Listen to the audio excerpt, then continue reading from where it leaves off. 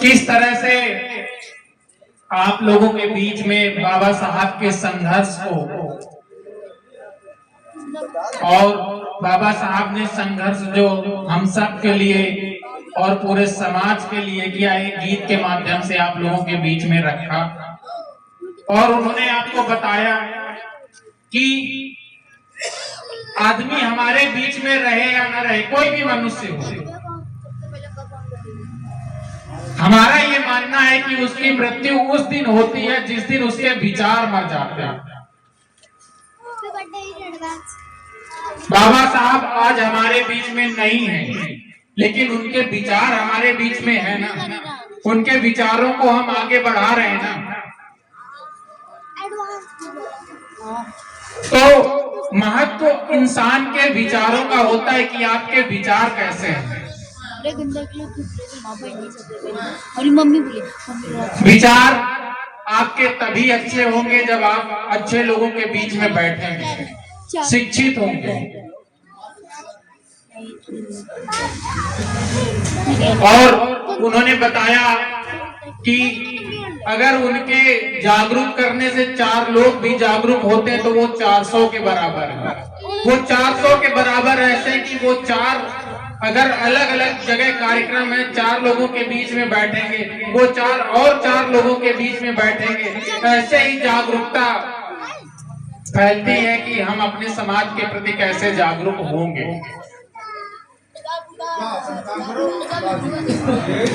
देखिए, ये पीछे जो बैठे हैं आगे आ जाओ, कुर्सियां खाली हो गई हैं क्योंकि हमने 2 मिनट का समय मांगा था, तो इतनी कुर्सियां खाली हो गई। हमें लगता है अगर 5 मिनट का मांगते तो सारी हो जाती। पीछे जो लोग बैठे वो आगे आ जाओ। बहुत निर्दयी की बात है, हम लोगों के बीच में बाबा साहब जो भी किया है, हम लोगों के लिए सब कुछ किया, जान न्यौछावर कर दिया। आज हैं भी नहीं हमारे बीच में। दोस्तों, हमें बहुत सोच समझ के चलने की जरूरत है। हमारी एक समाज है, हम एक नहीं हो पाते हैं। बाबा साहब ने ऐसे उंगली उठाई है, वो क्यों उठाई है कि एक रहो। हम एक नहीं हो पा रहे हैं इस जीवन में। लोगों के बहकाए में थोड़ा सा घूम जाते हैं। ये हमारी तुम्हारी कतई सोच न होनी चाहिए। हमें सब समाज को एक रहने का अधिकार दिया है बाबा साहब ने, जो हम लोगों के बीच के हमारे पूर्वज हैं।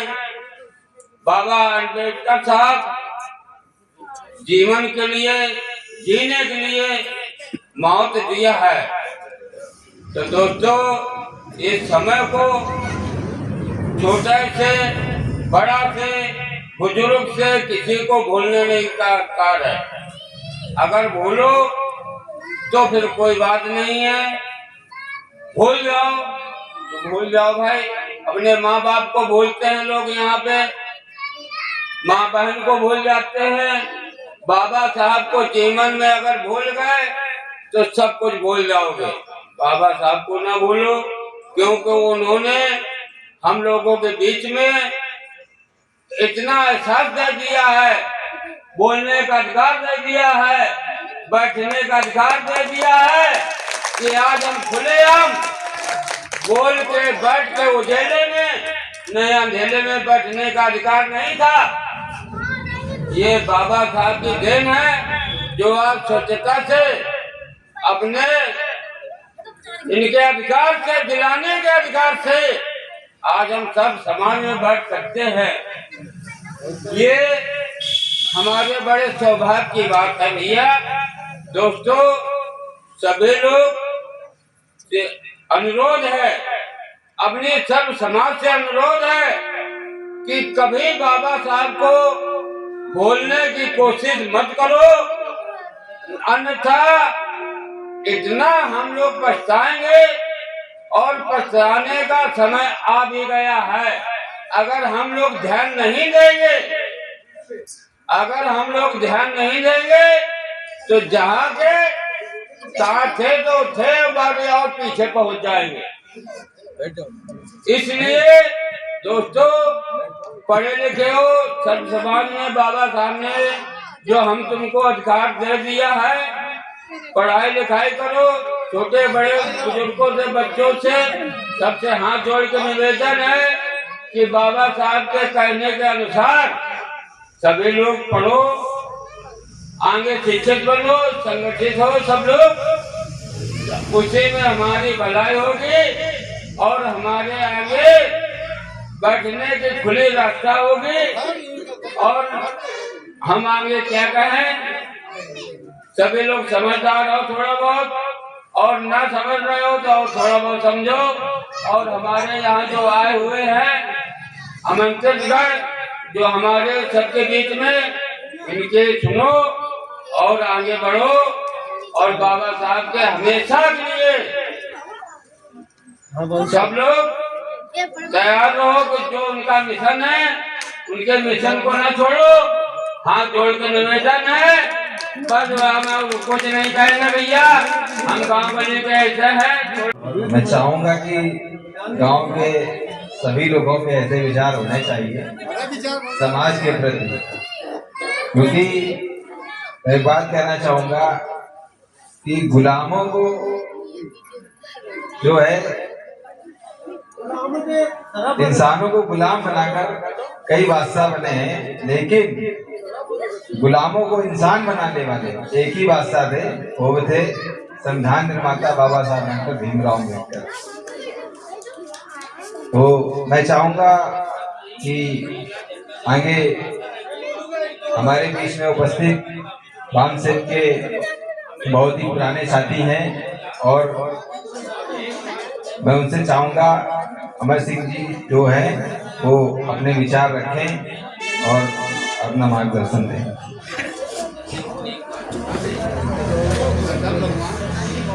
सर्वप्रथम भगवान बुद्ध और ऐसी कड़ी में चाहूंगा कि हमारे बीच में उपस्थित हमारी बहन जो कि मीडिया का भी काम देखती हैं और पेशे से डॉक्टर भी हैं, तो मैं चाहूंगा पिंकी दीदी से कि वो भी अपने दो सब रखें। इधर आ जाओ। बाबा भीमराव साहब के बारे में आगे आ जाइए, आगे आ जाइए थोड़ा सा, और आगे आ जाइए, यहाँ आगे आगे बस बस बस। दो शब्द कहना चाहेंगे। आप लोग बोलिए। बाबा साहब के जो वचन थे वो बहुत ही अच्छे थे, और उसी मार्ग में हम लोग चल रहे हैं और आगे ही चलते रहेंगे। जैसे कि कदम ऐसे चलो कि निशान बन जाए, कदम ऐसे चलो कि निशान बन जाए, काम ऐसा करो कि पहचान बन जाए। यहाँ जिंदगी तो सभी जीते हैं, मगर जिंदगी ऐसी जियो कि एक मिसाल बन जाए। आप लोग बोलिए सभी मिलकर, भीमराव बाबा साहब की जय और नमः बुद्धाय की जय। बस बोलना चाहेंगे। को आगे बढ़ाते हुए हम हमारे बीच में उपस्थित माननीय BR अहिरवार जी को मैं आमंत्रित करूंगा कि वो अपने विचार रखें और यहाँ पर सभी बैठे हुए लोगों का मार्गदर्शन करें। BR अहिरवार जी।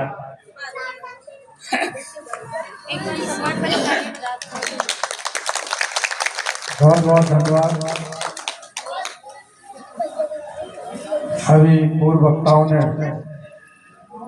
इस कार्यक्रम में काफी डिटेल में अपनी वार्ता रखी है। सर्वप्रथम बहुजन समाज में जन्मे समस्त संतों, गुरुओं, महापुरुषों, विशेषकर तथागत भगवान बुद्ध, ज्योतिबा फुले, माँ सावित्रीबाई फुले तथा दलितों, पिछड़ों एवं वंचितों को सत्ता स्वाभिमानिकता की नींव रखने वाले आरक्षण के जनक छत्रपति साहू जी महाराज जी को श्रद्धा समर्पित करता हूँ तथा इस देश को विश्व का सबसे बड़ा संविधान और सबसे अच्छा संविधान लिखने वाले इस भारतवर्ष के मसीहा बोधिसत्व बाबा साहब भीमराव अम्बेडकर साहब को भी श्रद्धा समर्पित करता हूँ तथा हमारे समाज में राजनीतिक चेतना पैदा करने वाले बहुजन समाज पार्टी वामसेव एवं DS4 के जनदाता मानवर काशीराम साहब को भी श्रद्धा समर्पित करता हूँ तथा इन और संत गाडगे जी, संत कबीर जी, बिजली पासी जी, सभी महापुरुषों जो बहुजन समाज में जन्मे हैं, इन सभी को श्रद्धा समर्पित करते हुए इन जो है महापुरुषों के मिशन मूवमेंट को आगे बढ़ा रही माननीय बहन जी जो हमारी आदर्श है, उनकी नीतियों में आस्था व्यक्त करते हुए हमारे मंच पर बैठे हुए हमारे सीनियर साथी भाई अमर सिंह जी, हमारे गायिका, सभी लोग जो कि यहाँ वो नहीं है, सभी हमारे आयोजक मंडल को धन्यवाद देते हुए, साथियों अभी आप लोगों ने कई उस पर मुद्दा किया है, बाबा साहब के बारे में भी कहा, तथागत भगवान बुद्ध के बारे में भी कहा, संविधान के बारे में भी कहा। अब आपको ये देखना होगा कि जैसे कोई बीमारी है, मान लीजिए आपको कोई बीमारी है तो डॉक्टर पहले बीमारी को डायग्नोज करता है और जब डायग्नोज करता है तो फिर दवा देता है। तो मेरा कहने का मतलब ये है कि हमारे जो महापुरुष हैं, कुछ चीज़ें ऐसी हैं कि इन महापुरुषों ने बहुत काम किया। जैसे अभी हमारे वक्ताओं ने बताया कि बाबा साहब के संविधान से पहले, खासकर देश की आज़ादी से पहले, ये देश गुलाम था। संघ बराबरी का जो ग्रंथ था, संविधान था, उस समय लागू नहीं था, तो यहाँ पर मनवादी व्यवस्था थी और मनवादी व्यवस्था में ऊंच नीच का बहुत था। ये हमारी मातृशक्ति बैठी हुई, महिलाएं बैठी हुई जो आज बराबरी से बैठी हैं, इस मनवादी व्यवस्था में इनको कहीं अधिकार नहीं था। इनका काम था कि अपने पतिदेव की सेवा करना और सारे लोगों को खाना बना के खिलाना, कोई किसी तरह का अधिकार नहीं था। इसलिए बाबा साहब ने हिंदू कोड में ला करके सारी महिलाओं को, आधी आबादी, चाहे वो किसी भी वर्ग की, चाहे किसी भी धर्म की हो, चाहे किसी भी जात की महिला हो, सबके लिए बराबरी का अधिकार दिया।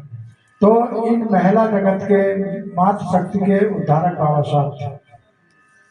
अब यही बात संविधान की, तो हमारा ये कहने का मतलब है कि हमारे महापुरुषों ने देश की आज़ादी के बाद जब संविधान बाबा साहब ने बनाया और इस देश में संविधान लागू किया, तो उसमें बहुत सी चीजें आई और इसमें ये था कि पहले जब मनवादी व्यवस्था थी तो यहाँ इस देश में पूरा दसों हजार जातियों में लोग बटे हुए थे, कोई ऊंचा, कोई नीचा, कोई शूद्र, कोई वैश्य और कोई जो फलाना दिमागा, तमाम बटे हुए थे।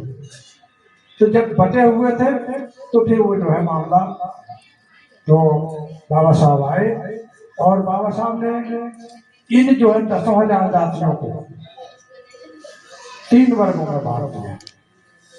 एक तो उन्होंने एक कमीशन बैठाया था बाबा साहब ने, उस कमीशन के तहत जो SC, ST और OBC के लोगों को चिन्हित करना है और उनको सूचीबद्ध करना है। तो जब वो बाबा साहब का कमीशन जो बनाया हुआ था अंग्रेजी पीरियड में, तो जब वो आया तो जो हमारे दलित वर्ग के साथी थे तो वो तो उन्होंने चिन्हित कर लिए, लेकिन जो हमारे पिछड़े वर्ग के साथी थे उनको जो मनवादी व्यवस्था के लोगों ने भड़काया और जिस दिन वो कमीशन जाता था तो उसके एक दिन पहले ही जो है ये व्यवस्था के लोग उनको भड़का देते थे कि तुम लोग उसको सहयोग मत करना। लेकिन फिर भी जब बाबा साहब ने जो चिन्हित कर दिया अनुसूचित जात, अनुसूचित जनजाति और पिछड़े वर्ग को यदि उन्होंने सहयोग नहीं किया था, आयोग का बाबा साहब का सहयोग नहीं किया था, लेकिन फिर भी क्योंकि बाबा साहब को मालूम था कि ये पिछड़े वर्ग के साथी हमारे ये अनजान हैं और ये भटकाए हुए लोग हैं, तो उन्होंने अपने संविधान में व्यवस्था कर दी। और संविधान में व्यवस्था कर दी तो उसमें ये कहा कि जब कोई आगे कोई आयोग बनेगा तो इनके आरक्षण और इनके हितों की व्यवस्था की जाएगी। उन्होंने संविधान में लिख दिया। अगर बाबा साहब चाहते तो ये पिछड़े वर्ग के साथियों को ये व्यवस्था ना करते, क्योंकि उन्होंने सहयोग नहीं किया। इसलिए बाबा साहब ने SC, ST और OBC मतलब और सामान्य वर्ग मतलब जो 10,000 जातियां थी उनको 3-4 जातियों में ले आए। इसके बाद हमारे दूसरे महापुरुष आए, मानवर काशीराम साहब।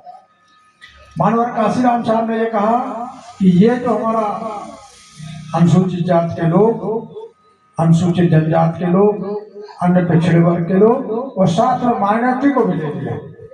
और वो जो 3 शब्द जो बाबा साहब लाए थे उनको और एक करके वो जो है उसमें लाए बहुजन शब्द। क्या लाए? बहुजन शब्द लाए। और बहुजन शब्द ला करके इस बहुजन को यूनाइट कर दिया। इस बहुजन को यूनाइट कर दिया। और इस बहुजन की शक्ति जब मालूम हो गई तो हमारी प्रदेश में 4-4 बार जो सरकार होगा। ये मानव काशीराम साहब का है। तो इसलिए साथियों, और ये जो बहुजन, मैं चूंकि पॉलिटिकल बात तो नहीं है ना ही मंच है, देखिए मैंने एक शब्द पहले कहा कि आपको बीमारी का डायग्नोस करना है तो फिर वही दवा देना पड़ेगा। बगैर शक्ति से, अभी हमारी बहन कह रही थी कि जो पंचशील जो दे रहे थे, तो पंचशील क्या था? मनवादी व्यवस्था में हमारा सब जो है पूरा सब छीना हुआ था। हमें खाने को अनाज नहीं था, हमारी जो है आर्थिक स्थिति बहुत कमजोर थी, तो हमें झूठ भी बोलना पड़ता था। हम भगवान बुद्ध के पंचशील को सही से अनुकरण नहीं कर पा रहे थे। तो साथियों, भगवान बुद्ध ने जो कहा, और ये जो बहुजन समाज पार्टी है, मैं सीधे आ जाता हूँ। भगवान बहुजन शब्द जो है तथागत भगवान बुद्ध के पीरियड में है। और सामाजिक संस्थाएं सब जो है बाबा साहब अम्बेडकर साहब के पीरियड में आई। और पार्टी शब्द जो है वो मानवर काशीराम साहब ने। तो ये जो बहुजन समाज पार्टी है, ये हमारे महापुरुषों, चाहे भगवान बुद्ध हो, चाहे बाबा साहब अम्बेडकर हो, और चाहे जो है मानवर काशीराम साहब हो, इनके एक एक शब्द से बहुजन समाज पार्टी बनी। और रही बात, अभी मैं सुन रहा था कि जो हमारा संविधान, तो संविधान कैसे बचाएंगे? अगर आपको मलेरिया हो गया है तो मलेरिया की जगह पर आपको मलेरिया की ही दवा खानी पड़ेगी। आप ऐसी संस्थाएं, ऐसी सामाजिक व्यवस्थाएं आप करते रहिए। और ये बात भी सही है कि किसी भी राजनीति की जड़ें जब तक नॉन पॉलिटिकल जो है जड़ें मजबूत नहीं होंगी, तब तक वो पार्टी सफल है। तो हमारा ये कहने का मतलब है कि जब जो हमारा संविधान है तो इसको आपको राजनीतिक पार्टी, और अभी आप लोगों ने पढ़ा होगा, सब लोग साथी लोग हैं, अभी chief justice of India Gavai साहब थे, उन्होंने एक स्टेटमेंट दिया कि आप भुलावे मत जाइए। 13 सुप्रीम कोर्ट के 13 जजों की बेंच ने ये कह दिया है कि संविधान का मूल ढांचा राजनीतिक पार्टियां नहीं बदल सकती। इसलिए जो बदलने की बात जो हो रही है, बार बार की संविधान बदल दिया जाएगा। और संविधान बदलने में क्या हुआ कि अभी 2024 में सारा वोट, हमारा वोट भी जो है संविधान बचाने चक्कर में उस जो है समाजवादी पार्टी को चला गया। सारा वोट कि संविधान चला जाएगा, संविधान बदल जाएगा। तो पहले तो एक बात बता दूं, संविधान में संशोधन किया जा सकता है। अभी आपने पढ़ा होगा कि 13 जो सुप्रीम कोर्ट की जो बेंच है, 13 जजों की, उन्होंने बिल्कुल पारित कर दिया है कि संविधान के मूल ढांचे में कोई परिवर्तन की व्यवस्था नहीं है।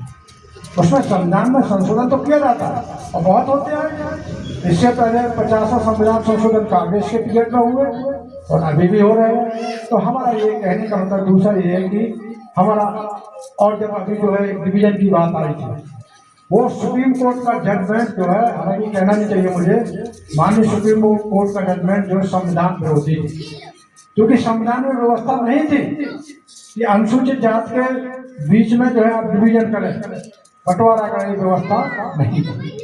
लेकिन जब जो है उसमें उसकी बात आई तो जो संविधान का किताब लेकर के जान पहुंचाने वाले लोग, राजनीतिक दल के लोग जिन्होंने 35, 36, 37 लोकसभा के पार्लियामेंट मेंबर जो है जीते, वो जो सबसे पहले चुप हो गए। तो ऐसे लोगों के बहकावे में आपको नहीं आना, संविधान के बनिया।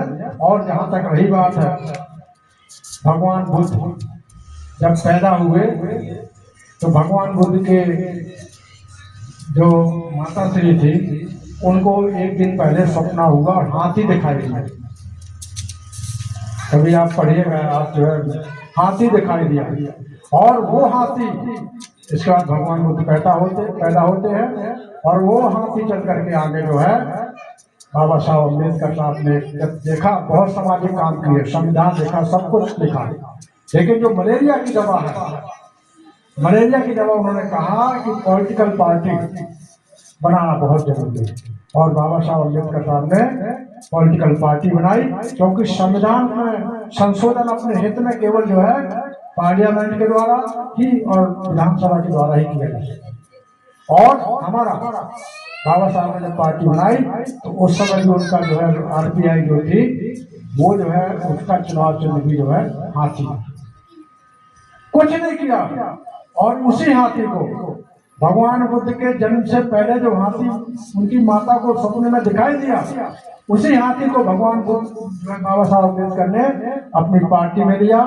और फिर इसके बाद हमारे जो हमारे मानवर काशीराम साहब आए, उन्होंने कहा क्या किया जाए, उन्होंने सब पूरा अध्ययन किया और राजनीतिक जो चेतना पैदा की हम लोगों को, घर घर में जो उन्होंने जो राजनीतिक चेतना की, तो उन्होंने सीधे बाबा साहब और भगवान बुद्ध के हाथी को अपने उसमें ले लिया, और वो जो है मतलब हमारा था। साथियों, इस मिशन मूवमेंट को आपको बढ़ाना है।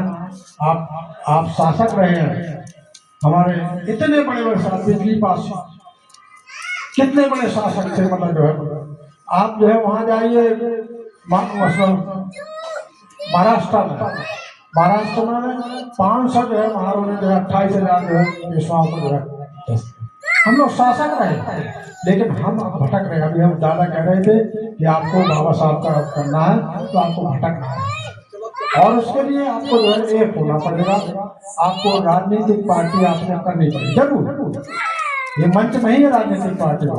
और हम आपको बता दें, चूंकि मैं तो आप लोगों से मेरा बड़ा रिश्ता है कि अभी जो 2024 का जो हमारा लोकसभा का चुनाव हुआ था, तो माननीय बहन ने निश्चित लोकसभा से हमें आशीर्वाद दिया था, और मैं आपके गांव में चुनाव के दौरान वोट मांगने भी आया था, और आप लोगों ने वोट दिया भी था। तो साथियों, हमारा ये कहने का मतलब है कि बाबा साहब, आपको अगर मलेरिया का इलाज है तो फिर आपको दवा मलेरिया की ही लेनी पड़ेगी। आपको जो शक्ति है, आपकी जो संस्थाएं हैं, आपकी जो सोसाइटी है, ये केवल जो है आपको राजनीतिक शक्ति से मिलेगी। और बाबा साहब ने कहा था कि जो है राजनीतिक शक्ति एक ऐसी है, इसलिए उन्होंने लास्ट में, हालांकि वो सफल नहीं हो पाए, वो RPI जो है टुकड़ों में बट गई बाबा साहब से मरने के बाद। तो ये है अब एक आपकी नीति बनी हुई है, और ये बहुजन समाज पार्टी जिसमें हम लोग, आपको मालूम होगा कि जब बहन जी की सरकार आई, तो बहन जी की सरकार ने आप समझ लो कि 95 से सरकार आई और बैकलॉग का कोटा भरा गया, तो मतलब हमारे आजकल बहुत अधिकारी कर्मचारी टॉप पे पहुंच गए। और जब जो है अखिलेश जी की सरकार आई, तो वो जो है हमारा क्या किया कि डिमोशन, आरक्षण में प्रमोशन का एक ऑफिस था, उस ऑफिस में एक 4th क्लास में आदमी भर्ती हुआ था, और प्रमोशन का फायदा लेते लेते उस ऑफिस का बड़ा बाबू बन गया। और जब अखिलेश जी की सरकार आई, तो उन्होंने प्रमोशन में आरक्षण का लाभ खत्म कर दिया, और वो जो बड़ा बाबू रिमोट होकर के चपरासी, भैया सुनो इधर हमसे बात करो। तो वो जो है बाबू फिर चपरासी बन गया, और आपको छाती फटती थी कि वो कहते थे कि अरे बड़े बाबू जरा पानी तो पिलाओ। वो बड़े बाबू को जो है उन्होंने पानी पिलवा दिया। कहने का मतलब, ये जो आरक्षण के जो है बचाने वाले, जिनकी नीति जो है बहुत गंदी है, और ये जो है कहीं नहीं होता। तो इसलिए साथियों, हमारा ये कहना है कि बाबा साहब भगवान और बाबा साहब के अगर उसको चलना है, महापुरुषों ने बहुत काम किया। मैं जो बात कह रहा था आपको कि फिर जो बहुजन शब्द लाए मानव का सिद्धांत साहब, जब और 4 बार सरकार बनाई, जब 4 बार सरकार बनाई तो यहाँ पर आरएसएस और बीजेपी के लोग इन्होंने अध्ययन किया कि भाई क्या कारण है, क्यों ये लोग बार बार सरकार बना रहे हैं। और जब उन्होंने देखा कि बार बार सरकार कैसे बना ले रहे हैं, तब उन्होंने इस चीज का अध्ययन किया और ये कहा कि यदि हम इनको पहले की व्यवस्था में ले जाए, देश की आजादी के पहले की व्यवस्था में ले जाए, वो कैसे ले जाएंगे कि जो एक शब्द बना है बहुजन, एक शब्द बहुजन का बना है, और वो शब्द को फिर जो है 50,000 जातियों में बांटा। तो फिर मानव, फिर आप लोगों को पता होगा कि उन्होंने हमारे जैसे कहावत कही गई ना कि घर का बेदी लंका डाल। हालांकि इस पर हम साइडोलॉजी पे कभी विश्वास करते नहीं है, लेकिन आपको समझाने के लिए है कि रावण का वध जब हुआ जबकि जो है विभीषण को क्या, बाली का वध जब हुआ जबकि उसके भाई को अपने साथ मिला दिया। इसी तरीके से जो है आरएसएस और बीजेपी के लोगों ने अध्ययन किया और उन्होंने कहा कि हम जो है उसी व्यवस्था में लाने हैं, तो उसमें हमारे जैसे साथी फिर वही जो है जो एक शब्द बना था, बाबा साहब ने जो है पूरे 10,000 जातियों को 3 शब्दों में ले आए थे, SC, ST और OBC। मानव साहब ने उसको भी आगे बढ़ा करके एक शब्द लाए, बहुजन, और फिर सुशील बहुजन समाज पार्टी बनी। और जब आरएसएस ने अध्ययन किया तो हमारे लोगों को तोड़ा और कहा the great Chamar, the great Pasi, the great ढिमका, द ग्रेट फलाने। लगा कि नहीं लगा? लोगों को फिर वही उस व्यवस्था में ले जाए और हमारे लोगों ने उसमें जाकर के बढ़ चढ़ के हिस्सा दिया। और ऐसे नेता पूरी जिंदगी लगा देते हैं तब नेता नहीं बन पाते हैं। और 4 दिन में आपको जो है मीडिया का कवरेज और आरएसएस और बीजेपी अन्य पार्टियों के जो है स्पॉन्सर्ड लोग नेता बन गए और विकल्प के रूप में काम करने लगे। तो इसलिए मेरा साथियों, मेरा आप लोगों से कहना है, क्योंकि टाइम बहुत हो गया, बात तो बहुत करनी थी, बात बहुत करनी थी, और क्योंकि ये नॉन पॉलिटिकल मंच भी है, लेकिन मैंने फिर वही कहा कि अगर कोई आपको बीमारी है तो बीमारी का प्रॉपर डायग्नोस होना चाहिए, और जब डायग्नोस करेंगे तभी आपको जो है उसका जो है ट्रीटमेंट हो पाएगा। तो हमारा ये है कि सारे सामाजिक जब तक सामाजिक काम नहीं होंगे और कभी भी कोई भी राजनीतिक पार्टी जब तक सफल नहीं होगी जब तक कि उसकी गैर राजनीतिक जड़ें मजबूत ना हो। वो जड़ें हमारी बहन जी, हमारे साथी, आप जैसे लोग जो है जो सामाजिक काम कर करके जो मतलब उसको मजबूत कर रहे हैं। और आपको ये देखना होगा कि अब जो है समय आ गया, अब फिर से जो है मतलब जो है हम चल पड़े हैं, और नहीं चलेंगे, नहीं होंगे तो वो दिन समय आगे दूर आने वाला नहीं है। संविधान तो नहीं बदलेगा, लेकिन जो है स्थिति खराब हो जाएगी। इतना संशोधन हो जाएगा, इतना हो जाएगा कि आपको आर्थिक। और गोलवलकर ने कहा था कि अगर किसी देश में आपको अगर जो है मनवादी व्यवस्था लागू करना है तो फिर वहां पर आप वहां के आदमियों को हैंड टू माउथ कर दीजिए, मतलब भुखमरी के कगार पर पहुंचाए। और आप जो है जब से यह सरकार आई है, आप एक एक सरकार की एक नीति देख लो। आपको एक मैं अभी जो है सोशल मीडिया पे जो है जवाहरलाल नेहरू का एक जो है वो सुनता हूँ कि मेरे जो है 75 साल बाद आप लोग भी सुने होंगे कि लोग आएंगे और लोग जो है धर्म में बांट करके लोगों को बांटते हैं। तो हमारा ये कहने का मतलब है कि अगर जो है मतलब ये हुआ तो ये जो हमारा फिर से हम लोग वापस चले जाएंगे।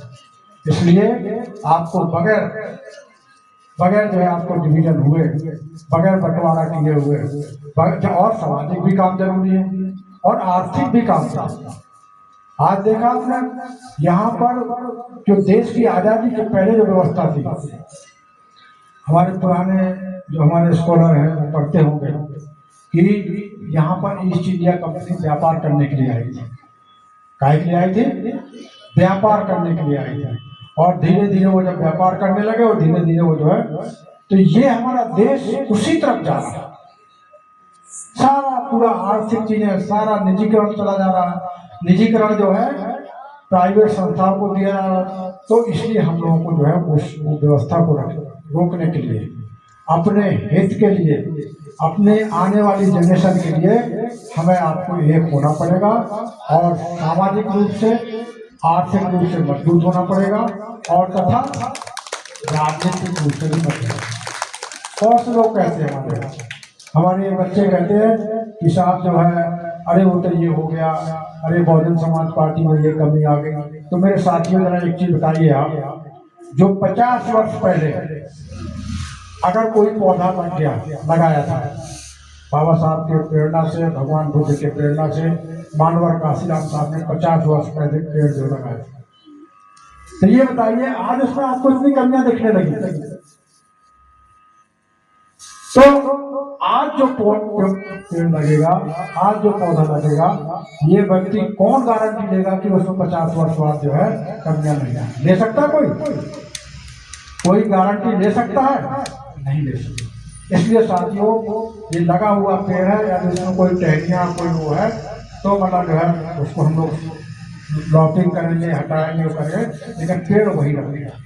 इसलिए आपको मैं बिल्कुल ये कह देना चाहता हूँ, अगर निसंकोच हम लोग अखिल भारतीय सेवा के अधिकारी रहे हैं। 3 ही सेवाएं भारत में अखिल भारतीय सेवा की सेवा है, एक IAS, एक IPS और एक IFS। ये तीनों सेवाओं में हम IFS अफसर रहे हैं और हमने बहुत किया, हमने बहुत मनन किया, फिर उसमें यही नतीजा आया। या तो हमें आप कह दीजिए, जो भी समझ लीजिए, हमें टोटल मिलाकर के ये समझ में आया कि हमें जब तक हमारी राजनीतिक शक्ति मजबूत नहीं होगी तब तक हम जो है मजबूत नहीं। सामाजिक काम करिए, अच्छी बात है, लेकिन उसके साथ साथ आपको राजनीतिक काम भी करना पड़ेगा। इसलिए साथियों, मैं बहुजन समाज पार्टी का मुख्य मंडल प्रभारी, पहले झांसी मंडल में रहा हूँ, इसके बाद चित्रकूट मंडल में रहा हूँ, अभी मैं कानपुर मंडल का मुख्य मंडल प्रभारी हूँ। तथा हमारा जो है, हम चुनाव में एक बच्चा हमारा यहीं से पैंट से जो है प्रशांत अहिरवार जिला पंचायत का चुनाव लड़ा। इसके बाद 25 साल की उम्र में वो बेटा जो हमारा घाटमपुर विधानसभा से चुनाव लड़ा और बहुत बढ़िया चुनाव लड़ा। आपको ताज्जुब होगा, हम जब चुनाव लड़ रहे थे तो मैं इसलिए आप लोगों को गर्व है, मैं लखनऊ से आया, हमारे साथी ने कहा कि साहब आना है, कि जब हम यहाँ से चुनाव लड़ रहे थे 17 अप्रैल को महजी ने टिकट फाइनल किया और 18 से नामांकन का था, कोई तैयारी नहीं हो पाई थी, हम आपके पास नहीं आ पाए थे। एक बार वहाँ वो कांड हुआ था, हम थोड़ा सा गए थे। तो हमारा कहने का मतलब यह था कि लेकिन इतना वोट मिला था, बिल्हौर विधानसभा से इतना वोट मिला था कि पूरे मंडल में जो 28 विधानसभा है पूरे मंडल की 6 जिलों की, उसमें सबसे ज्यादा वोट जो है बिल्हौर विधानसभा से आपने। तो साथियों, ये बात जो है, इसके लिए मैं हमारा आपका कर्ज है, आपका जो कर्ज था, आपका जो है वोट देना, जो वोट देकर के हमें आपने वो किया है, इसलिए हमने आपको खींच के दिया। और साथियों, और बता दूं मैं आपको, जब बेटा 25 साल की उम्र में घाटमपुर विधानसभा से लड़ा तो दोनों जिलों में 14 विधानसभा था, कानपुर नगर और कानपुर 13 विधानसभाओं में बहुजन समाज पार्टी की जमानत 13। अगर जमानत बची थी तो केवल घाटमपुर विधानसभा की ऑन रिकॉर्ड। तो इसलिए हमें आप सब लोगों का बड़ा कर्ज है, आप लोगों का बड़ा स्नेह, इसलिए हम चले आए।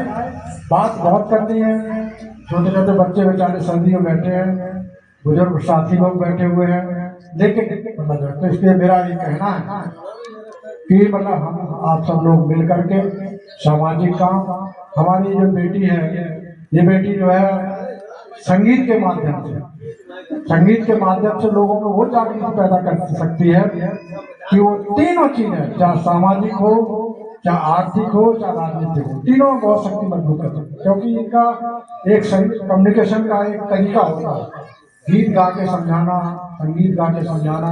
तो इसलिए हमारा सभी लोगों का बहुत योगदान है हमारी इस मंडल में हमारे ये भाई अमर सिंह जी हैं, इन्होंने समझ लीजिए कि हम लोग उस पीरियड में जब मानवर काशीराम साहब होते थे, इन्होंने शादी नहीं की, पूरी लाइफ ऐसी सर्विस निकाल दी और शादी नहीं की। वो आज भी हम लोग जो है सुबह से निकले हुए 6 बजे से 6 बजे से निकले हुए हैं, 63-64 साल की उम्र है, लेकिन हम लोग थकते नहीं, इसलिए कि इन बच्चों के भविष्य को हम लोगों को हमने सब कुछ पाया।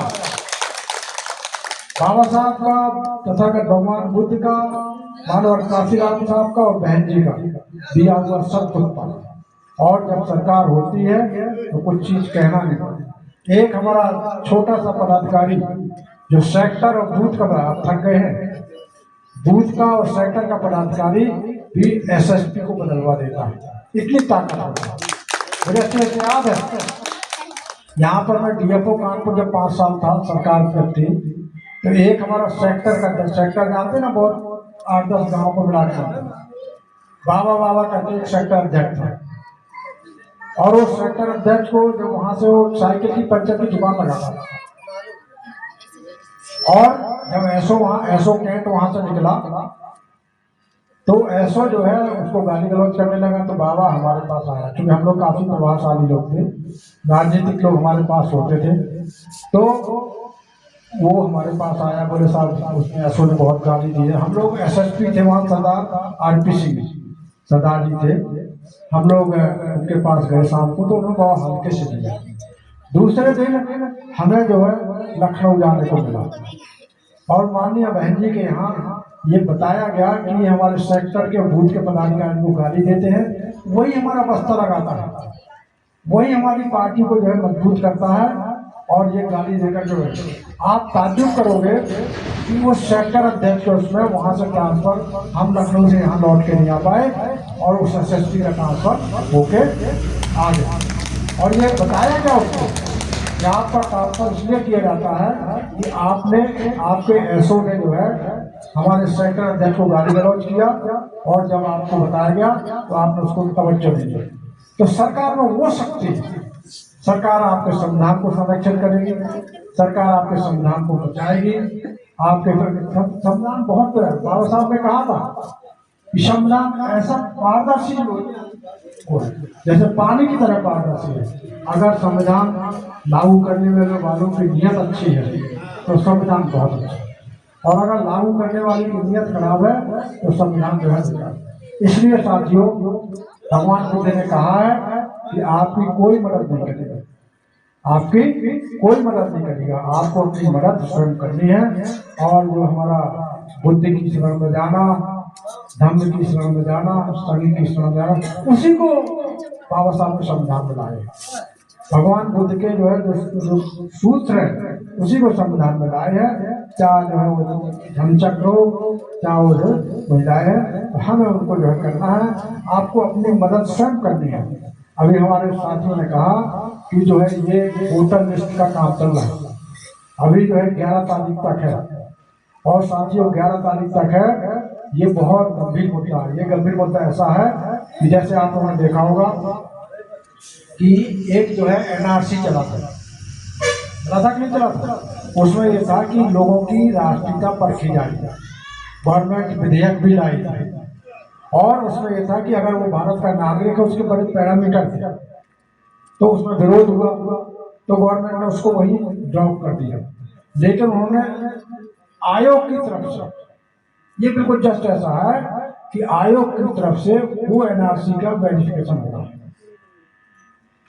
अब इसमें यह है कि मान लीजिए कि आपका वोट को फिर जैसे आपने आपकी सत्यता वोटर लिस्ट में नाम नहीं जुड़वा पाए, तो आप जो है नागरिकता से बाहर हो, ऐसे बाहर हो जाएंगे कि गवर्नमेंट को केवल एक आदेश करना पड़ेगा कि जो भारत का, जिसका नाम भारत की मतदाता सूची में नहीं है, वो भारत का नागरिक नहीं। और जैसे आपने देखा कि कोई जगह निकलती है बच्चों की, क्या निकलती हैं, जगह निकलती हैं, तो उसमें पहला जो है शर्त होती है कि वो है भारत का नागरिक होना चाहिए, लिखते नहीं लिखते, फिर उसकी उम्र यहाँ से यहाँ तक होनी चाहिए। और जब आप भारत के नागरिक हो तो आप जो है उससे बाहर, फिर वो तो छोड़ो, जो आपको 10 किलो 5 किलो ये जो गन्ना और ये चावल और बोलता है, ये भी, क्योंकि उसमें उसको एक जियो करना है, गवर्नमेंट को बहुत आसान हो जाएगा। ये आपका वोटर लिस्ट, इसलिए हमारा सभी साथियों अभी 4 दिन है, सब लोग मिल करके जो है इसमें आपको जो SIR में अपना वोट बढ़वा है। भाई बताइए इसमें कितने लोगों का वोट नहीं बढ़ा है? अभी बढ़ा, आप बता दो यहाँ बता के। आपका है ना? जिनका नहीं है वो हाथ उठा दो। सब हो गया ना?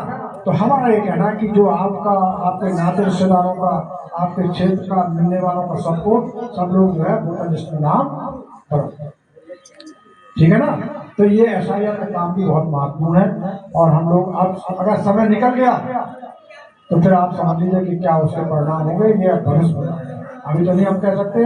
देखो उसमें सिंपल एक आदेश करेंगे, गवर्नमेंट एक आदेश कर देगी कि वो भारत का नागरिक होगा जिसका कि भारत की मतदाता सूची में नाम है। तो समय बहुत हो गया है, मैं और ज्यादा ना कहते हुए, बातें तो बहुत कहनी है और कुछ बातें मैंने वैसे भी कह दी जो आपको अच्छी नहीं लगी होगी, और जो बात आपको अच्छी नहीं लगी वो मेरी वापस कर दीजिएगा।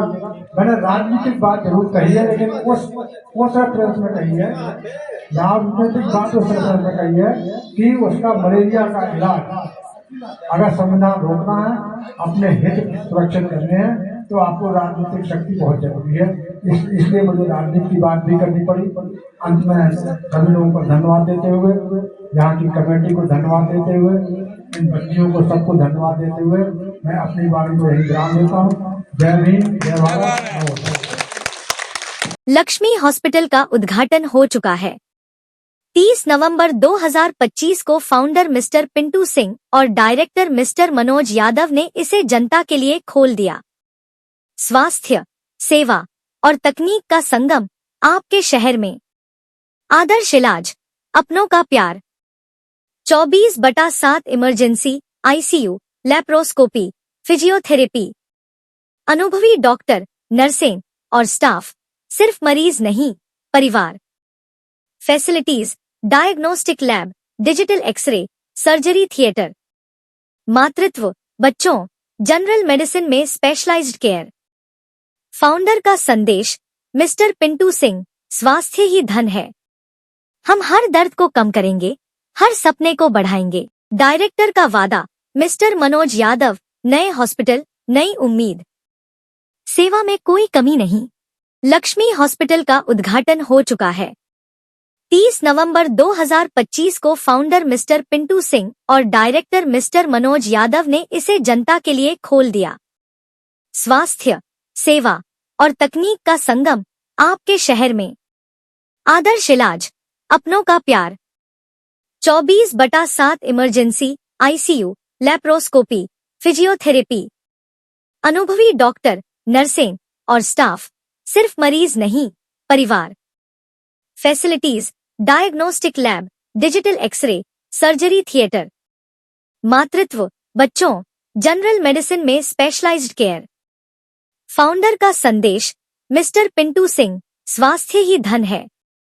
हम हर दर्द को कम करेंगे, हर सपने को बढ़ाएंगे। डायरेक्टर का वादा, मिस्टर मनोज यादव, नए हॉस्पिटल, नई उम्मीद। सेवा में कोई कमी नहीं। नमस्कार, मेरा नाम डॉक्टर SG वर्मा है। मैं एक न्यूरो सर्जन हूँ और आज मैं इस हॉस्पिटल, लक्ष्मी हॉस्पिटल रामा देवी की ओपनिंग में आया हुआ हूँ। यहाँ पर मैंने देखा, यहाँ पर हॉस्पिटल की विजिट किया, तो ये देखने के बाद ये देखा कि ये हॉस्पिटल पूरी तरह से सुसज्जित, पूरा संसाधनों से सुसज्जित और एक अच्छा हॉस्पिटल है। और साथ ही साथ ये हॉस्पिटल ऐसा बनाया गया है, या यहाँ के जो डायरेक्टर्स हैं उनसे बात हुई है हमारी, तो ये कह रहे हैं कि ये बेसिकली ये हॉस्पिटल हमने उन निर्धन या गरीब जनता के लिए बनाया है जो बहुत सारी चीज़ें या बहुत महंगे इलाज की वजह से काम नहीं कर पाते हैं। तो हमें लग रहा है कि ये हॉस्पिटल जो है एक अच्छा हॉस्पिटल होगा और निर्धन गरीब लोगों के लिए, और उसके लिए एक कदम की तरह काम करेगा। अच्छा, ये लक्ष्मी हॉस्पिटल जो जीटी रोड रामा देवी चौराहा कानपुर नगर में स्थित है और यहाँ पर सारी सुविधाएं सारा सब कुछ है और हम चाहेंगे कि जो भी गरीब निर्धन वगैरह हैं यहाँ पर जो है अपना इलाज कराएं और ताकि उनको सुख सुविधाएं अच्छी और ठीक हो। नमस्कार, मैं डॉक्टर एम के अंसारी, स्किन रोग विशेषज्ञ। मैं आज यहाँ लक्ष्मी हॉस्पिटल के उद्घाटन में उपस्थित रहा। यहाँ की व्यवस्थाएं बढ़िया हैं। यहाँ क्षेत्र के लोगों को उचित उपचार के लिए सारी सुविधाएं उपलब्ध हैं। इसी के साथ सबको इसके लिए बधाई। मेरा नाम अजय वर्मा है और आज दिन रविवार 30 नवंबर 2025 को रामा देवी चौराहे के दक्षिण क्षेत्र में एक हॉस्पिटल खुला है, लक्ष्मी हॉस्पिटल, जो कि हमारे छोटे भाई पिंटू सिंह गौतम, डॉक्टर योगेंद्र अंबेडकर स्वास्थ्य सेवा समिति के नाम से पहले से जो रजिस्टर्ड है उनके द्वारा जो चलाया जा रहा है। इसकी बहुत बहुत शुभकामनाएं, बहुत बहुत मंगल कामनाएं और समस्त क्षेत्रवासियों को इस हॉस्पिटल से ढेर सारा लाभ, जो कि दूसरे अन्य हॉस्पिटल में, प्राइवेट हॉस्पिटल में जो शोषण होता है आर्थिक मानसिक, उससे निजात दिलाने के लिए ठीक है इस हॉस्पिटल का उद्घाटन किया गया है और ये मेरी बहुत बहुत शुभकामनाएं। बहुत आगे जाए ये हॉस्पिटल, बहुत आगे बढ़े। मेरा नाम योगेंद्र गौतम है और ये लक्ष्मी हॉस्पिटल का आज उद्घाटन किया गया है, जिसमें कि हमारे पूर्व CMO सर डॉक्टर लीला प्रसाद सर जी के हाथों द्वारा और हमारे पूज्य पिताजी के हाथों द्वारा ये उद्घाटन किया गया है। और यहाँ पे एक विचार से इस हॉस्पिटल को खोला गया है कि गरीब असहाय व्यक्तियों के लिए कम से कम रुपए में एक अच्छा इलाज मिले। इसी विचार से ये अस्पताल खोला गया है। पता इसका रामा देवी चौराहा कानपुर नगर। लक्ष्मी हॉस्पिटल रामा देवी चौराहा पर खुला हुआ है।